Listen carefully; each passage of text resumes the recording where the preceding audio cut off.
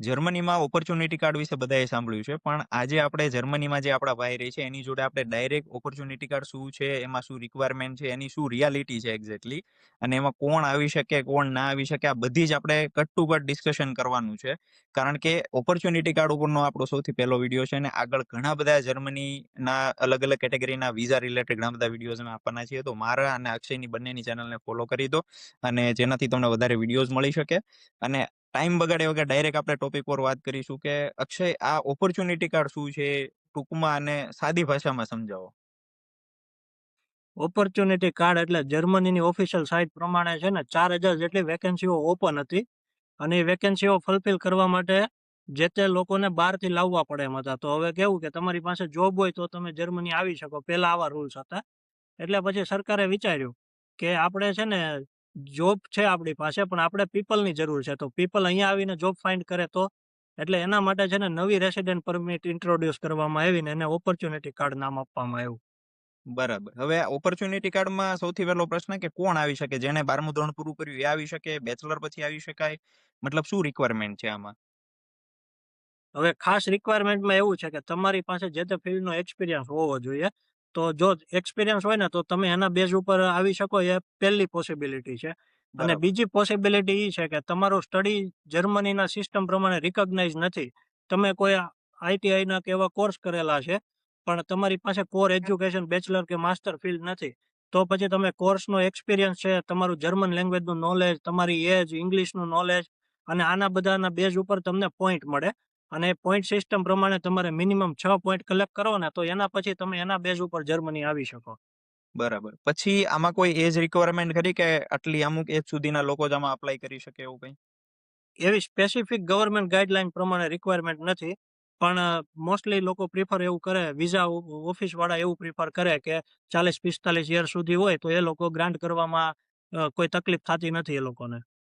બરાબર છે. હવે સૌથી મહત્વનો મુદ્દો એ છે કે સૌથી પહેલો પ્રશ્ન જો માતા-પિતા તરીકે અથવા કોઈ સ્ટુડન્ટની એજ આવે, આ જ્યારે પણ આપણે જર્મનીના વિઝાની કોઈ પણ વાત કરીએ, કે આમાં જર્મન લેંગ્વેજ શીખવી પડશે કે નહીં શીખવી પડે?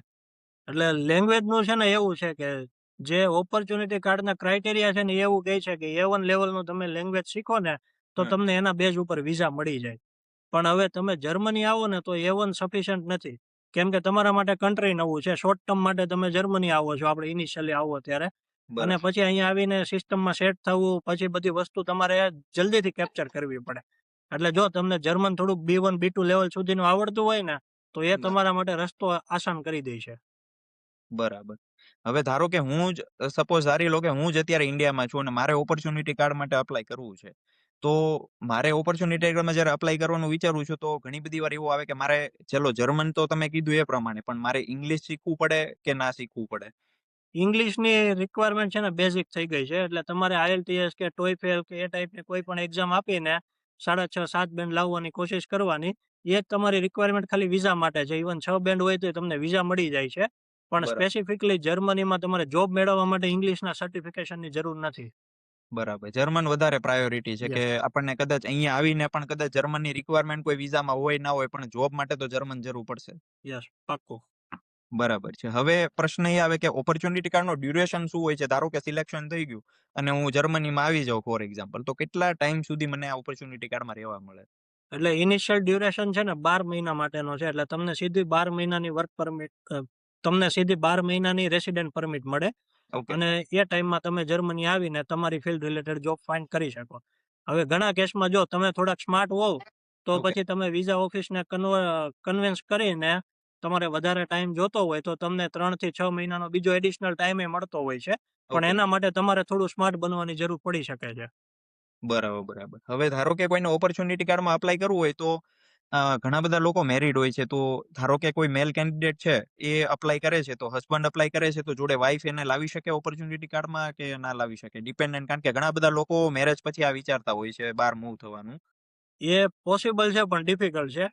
કેમ કે જર્મન સિસ્ટમ પ્રમાણે તમે જ્યારે જર્મની આવો ને ત્યારે તમારે 10,900, ત્યારે તમારે 11,900 યુરો છે ને બ્લોક કરવાના હોય છે, જે તમારો 1 વર્ષનો ખર્ચો હોય અહીંયા જર્મની આવ્યા પછીનો.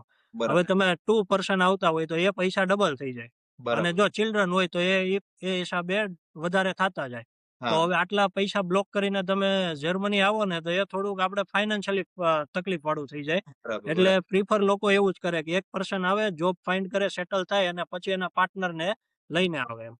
બરાબર. અને ઓપોર્ચ્યુનિટી કાર્ડની અંદર ધારો કે તમે કીધું કે 12 મહિનાનો સમયગાળો મળે, તો એ 12 મહિના દરમિયાન જો એ કદાચ એનું ક્યાંય વર્ક એનું પરમેનન્ટ શોધી લે, તો એ કઈ કેટેગરીમાં એ વધારે ત્યાં રહી શકે જો એના જોબ સિક્યોર કરે? કારણ કે મોટા ભાગે આ પ્રશ્ન મેં એટલે પૂછ્યો, કારણ કે પ્રશ્ન એ આવે કે ધારો કે ચલો ઓપોર્ચ્યુનિટી કાર્ડમાં 1 વર્ષના વિઝા મળ્યા તો આવી તો જઈએ.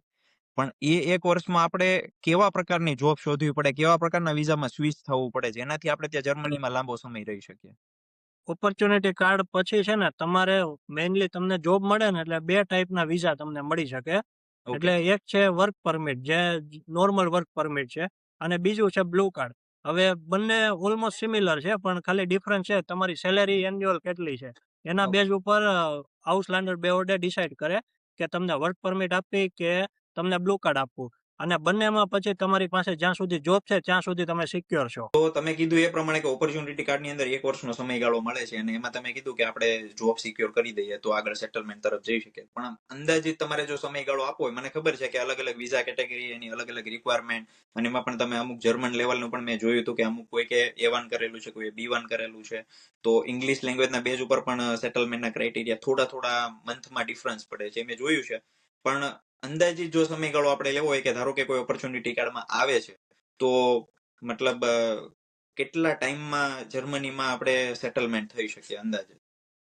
હવે એ થોડુંક ક્લાસિફાય કરવું અઘરું છે, કેમ કે ફિલ્ડ ઉપર ડિપેન્ડ કરે તમે કઈ ફિલ્ડમાં આવો છો. જર્મનીમાં જે શોર્ટેડ ઓક્યુપેશન છે ને, કે ઓકે. જેમાં વધારે રિક્વાયરમેન્ટ છે, તમે એ ટાઈપની કોઈ ફિલ્ડમાં આવો, જેમ કે ઓટોમેશન એન્જિનિયરિંગ છે, મિકેનિકલ એન્જિનિયરિંગ છે, પછી મેડિકલ ફિલ્ડમાં છે, તો એમાં તમને જોબ મળવાના ચાન્સીસ વધારે હોય છે.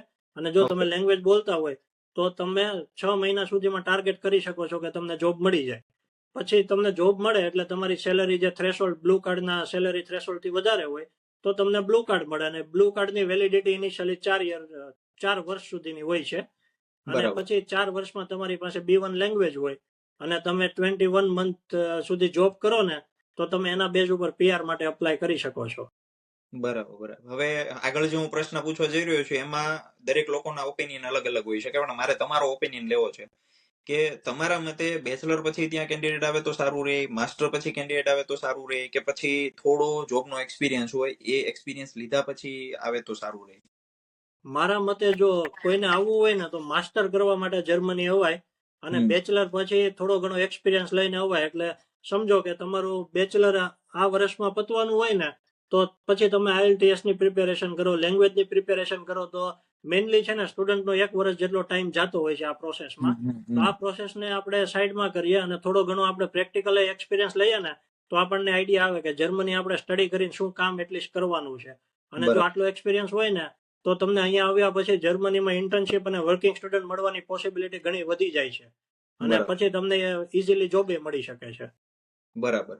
હવે આમ તો આપણે લોકોને રિયાલિટી કહીએ તો ગમે નહીં, પણ આપણે રિયાલિટી ઉપર વાત કરવી છે કે તમારે ધારો કે કોઈને સ્ટ્રીક કેવું છે કે ભાઈ તમારે જ્યારે પણ જર્મનીમાં આવવું હોય અને ખાસ કરીને ઓપોર્ચ્યુનિટી કાર્ડ છે કે તમે જર્મનીમાં જ્યારે પગ મૂકવાનું વિચારો છો, તો સ્ટ્રિક્ટલી તમારે શું કરવું જોઈએ એ તમે મને કહી દો ખાલી. સ્ટ્રિક્ટલી છે ને, જો રૂલ્સ રેગ્યુલેશન પ્રમાણે છે ને A1 ઉપર લોકોના વિઝા થાય છે, હા. પણ A1 સફિશિયન્ટ નથી. અમે યસ. આવ્યા ત્યારે આખો સમય અલગ હતો. 6-7 વર્ષ પહેલા A1 ઉપર આવતા હતા અને ધીમે ધીમે શીખીને સેટલ થતા હતા. પણ અત્યારે તમે A1 ઉપર આવો ને જોબ કરવા માટે કે જોબ ગોતવા માટે જાઓ ને, એટલે પહેલા તમારી એક પ્રાયોરિટીમાં એ લોકો પૂછે કે ભાઈ લેંગ્વેજ કેટલી આવડે છે તમને. એટલે બરાબર. સમજો સર્ટિફિકેટ કોઈ નથી માંગતું, પણ તમે કમ્યુનિકેશન કરી શકો તો એ ડેમોન્સ્ટ્રેટ કરે કે ભાઈ મને લેંગ્વેજ આવડે છે. પણ હવે તમે કમ્યુનિકેશન નથી કરી શકતા તો એ તકલીફ છે. એટલે હું વધારે પ્રાયોરિટી એને આપીશ કે પહેલા લેંગ્વેજ શીખો. અને બીજી વસ્તુ એ છે કે જે તે ફિલ્ડમાં તમારે સ્ટડી કરવું છે તો એ ખાસ તમે છે ને શ્યોર રહ્યો કે જે તમારું બેકગ્રાઉન્ડ છે એમાં જ તમે આગળ જાઓ. કેમ કે ઘણા એવા કેસ મેં જોયા છે કે મિકેનિકલ એન્જિનિયરિંગ વાળા સ્ટુડન્ટ AIML ના કોર્સ લે છે. એટલે હા. AIML નો ડાઉટ એન્જિનિયરિંગની ફિલ્ડ છે, પણ મિકેનિકલ એટલે તમારું બેકગ્રાઉન્ડ મશીનરી સાથે હોય. અને યસ. તમે પછી AI રીઝનિંગ ને મોડેલિંગ ને વધારે મેથ્સમાં તમે જાઓ છો. એટલે યસ. લિંક કરવામાં થોડોક છે ને ટાઈમ લાગી જાય છે. એટલે કાઇન્ડ ઓફ ઇરિલેવન્ટ એક્સપિરિયન્સ કે ઇરિલેવન્ટ એજ્યુકેશન જેવું થઈ જાય છે. એટલે યસ. આ પ્રશ્ન મેં તમને એટલે પૂછ્યો કારણ કે હું તો યુરોપને ખાલી મેં એઝ અ ટુરિસ્ટ જોયેલું છે, પણ તમે ત્યાં જર્મનીમાં રહો છો એટલે તમે રિયાલિટી અને તમે માર્કેટ જોયેલી છે. તો હું જયારે મારા પર લોકોના પ્રશ્ન આવે ત્યારે હું ઘણાને એવું કહું કે તમારે જવાનું થાય કે ના જવાનું થાય, પણ તમે ઇંગ્લિશ અને જર્મન બે શીખી લો. કારણ કે કાલ ઉઠીને તમારી જોડે બે રસ્તા છે, કાં તો તમે ઇંગ્લિશ કન્ટ્રી જશો કાં યુરોપ જશો. બરાબર, તો એટલીસ્ટ તમારી જોડે જર્મન છે, બેનિફિશિયલ છે. બરાબર, હું એવું કહું કે ભાઈ ચેક રિપબ્લિક તમે જાઓ તો અત્યારે હું એમ ના તમને રિકમેન્ડ કરું ઇન્ડિયામાં છો કે તમે ચેક શીખો, બરાબર છે, પણ હું એમ કહું કે ભાઈ જર્મન શીખી લો અને તમે ઇંગ્લિશ શીખી લો. એટલીસ્ટ તમારે કાલ ઉઠીને ઇન્ડિયામાં તમારે જોબ લેવાનું થશે, તો કોઈ જર્મન કંપની છે એમાં તમે જોબ લેશો, અથવા તમે કોઈ ઇંગ્લિશ મલ્ટીનેશનલ કંપની છે ત્યાં ઇંગ્લિશ કમ્યુનિકેશન માટેની લેંગ્વેજ છે, તો તમને ત્યાં કામમાં આવશે. તો આ મારી સલાહ સાચી છે કે ખોટી છે? એકદમ સાચી છે. ઇંગ્લિશ તો ફરજિયાત છે જ બધા દેશમાં, પણ યુરોપ ટાર્ગેટ કરવું હોય તો જર્મનીમાં જર્મની તમારે શીખવી પડે. અને જર્મન શીખો એટલે એનો મતલબ એવો નથી કે તમને ખાલી જર્મનીમાં જ રહી શકો, કેમ કે સ્વિટ્ઝરલેન્ડમાં મેજોરિટી જે સ્વિસ કહે છે ને લેંગ્વેજ, એ સિમિલર ટુ જર્મન છે. પછી નેધરલેન્ડ વાળા જે ભાષા બોલે છે ને એ સિમિલર ટુ જર્મન છે. એટલે સમજ્યા કે તમે જર્મનીમાં આજુબાજુના કન્ટ્રી છે ને એને ટાર્ગેટ કરી શકો, થોડું ધ્યાન આપો એટલે એ ભાષા તમને ઇઝીલી ફાવવા માંડે એમ. Yes yes yes. એટલે કારણ કે જયારે આપણે સ્ટુડન્ટ્સને એવું કહીએ કે ભાઈ તમે જર્મન શીખો, તો લોકોને કેવું છે કે ઈઝી રસ્તા જોઈએ છે કે ભાઈ અમારે ક્લાસ નથી કરવો, અમારે જર્મન નથી કરવી, અમારે આઈએલટીએસ નથી કરવી, એના સિવાય કોઈ બીજો રસ્તો કહો. એટલે મને આવું થાય છે કે નહીં, જે રિયાલિટી છે અને જે શીખવી પડે એ વસ્તુ શીખવી જ પડે, એના વગર આગળ કરિયર તમે સ્ટેપ અપ ના કરી શકો.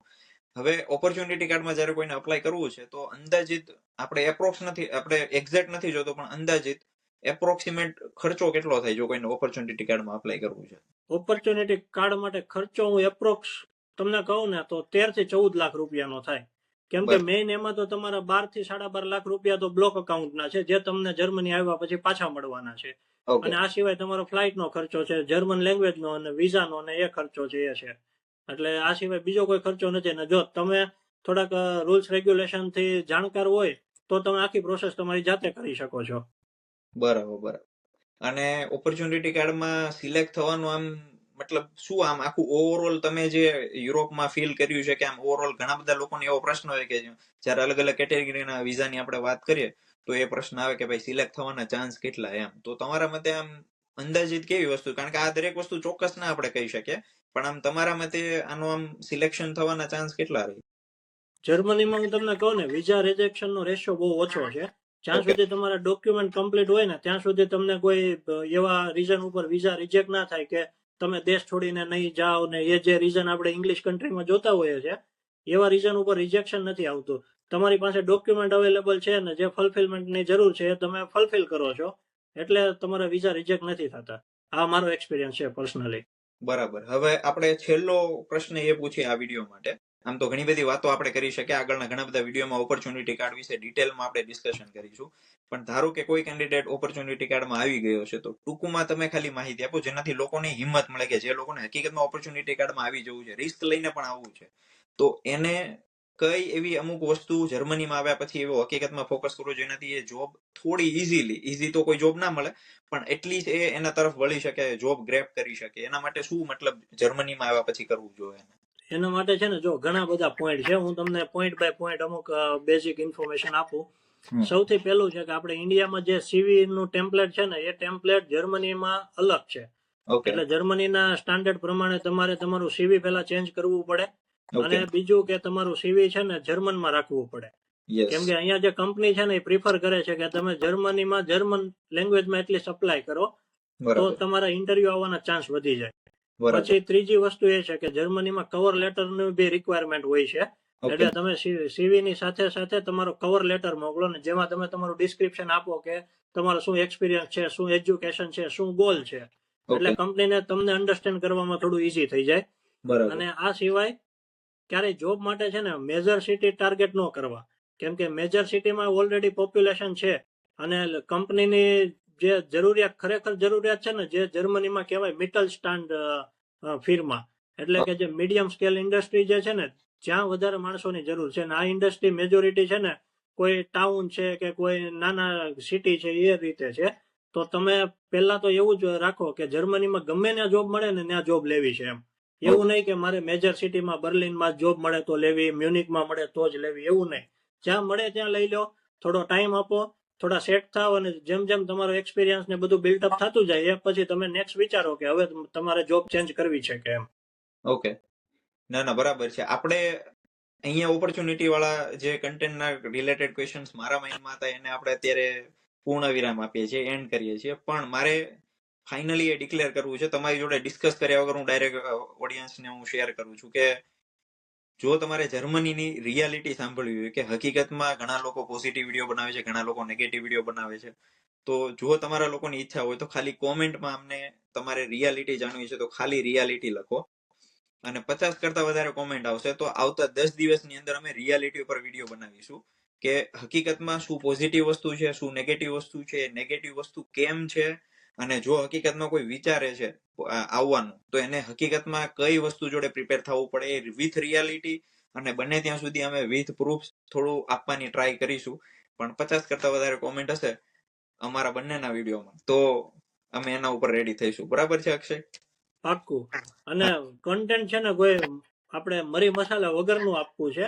યસ, એટલે ઓરિજિનલ હા. નેચરલ કન્ટેન્ટ વિધાઉટ એની પ્રિપેરેશન. ડાયરેક્ટ જ અમે તમારી જોડે, તમે અમારું કન્ટેન્ટ એકવાર ચેક કરજો અને એ કન્ટેન્ટમાં તમને નેચરલ ફ્લો લાગે તો, નહીં તો અમારી ચેનલને અનફોલો કરી દેજો. બસ પરફેક્ટ. બરાબર. હવે આ વિડીયો તમને કેવો લાગ્યો એ એક ચોક્કસ અમારી ચેનલને ફોલો કરી દો, કોમેન્ટ કરીને જણાવો. હવે કંઈ નહીં કરો તો ચાલશે, ખાલી તમારા આજુબાજુ જે બાળકો અથવા પેરેન્ટ્સ વિચારે છે છોકરાને બહાર મોકલવાના, ખાસ કરીને એવા ઓપ્શન શોધે છે કે જ્યાં કંઈક સારી ઓપોર્ચ્યુનિટી મળે, તો એને આ વિડીયો શેર કરી દો. Thank you. Thank you.